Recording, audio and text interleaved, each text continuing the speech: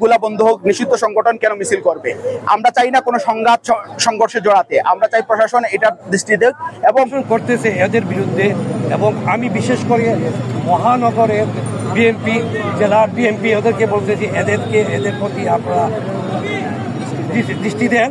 এবং বিশেষ করে তারেক রহমান সাহেবের কাছে আমরা এবং কেন্দ্রীয় নেতৃবৃন্দদের কাছে আমরা স্মারকলিপি দিয়েছি, আমরা মহানগরের স্মারকলিপি দিয়েছি। বিগত দিনে আমরা আইন সাহেবের কাছে দিব, মুক্তারি সাহেবের কাছে দিব, যারা সিনিয়র আছে এদেরকে দিব, ডেভিডদেরকে যারা পুনর্বাসন করতেছে এদের বিরুদ্ধে অ্যাকশন নিবে।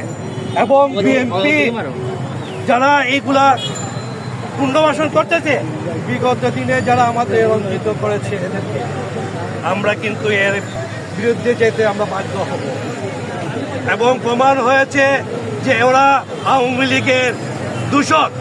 আজকে করার কারণ হচ্ছে আপনারা দেখতে পাচ্ছেন নিষিদ্ধ সংগঠন বিভিন্ন সময় বিভিন্ন সুযোগ বুঝে হয়তো ভোর রাত্রে জটিকা মিছিল করতেছে, প্রশাসনের নির্লিপ্ততা। আমরা চাই এগুলা বন্ধ হোক, নিষিদ্ধ সংগঠন কেন মিছিল করবে? আমরা চাই না কোনো সংঘাত সংঘর্ষে জড়াতে, আমরা চাই প্রশাসন এটার দৃষ্টি দেখ।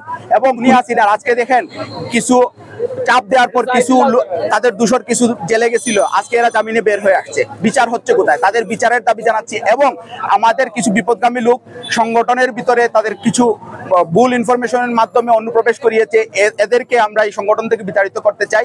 আমাদের সংগঠনের বদনাম হোক, দুর্নাম হোক, এটা আমরা কোনো সময় বরদাস্ত করে নেব না। আমাদের বুকের তো দিয়ে হলেও আমরা এটা প্রতিহত করব। এই লক্ষ্যে আজকের এই মিছিল ছিল।